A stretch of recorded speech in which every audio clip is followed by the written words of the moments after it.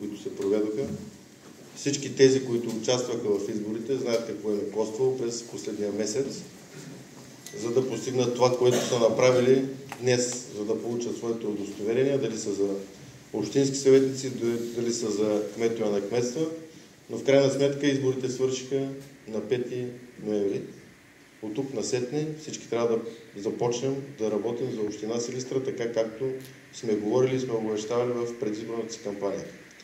Да, за някой е победа, за някой не е победа. Бил съм и от двете страни вече. Така че дигайте главите и мислете за напред. Нищо, кой знае какво трагично не се е случило, особено за тези, които са загубили. Ще има да се доказвате в живота, не само в Общинския съвет, а повечето от вас са и доказани, така че успех желая на всички избрани.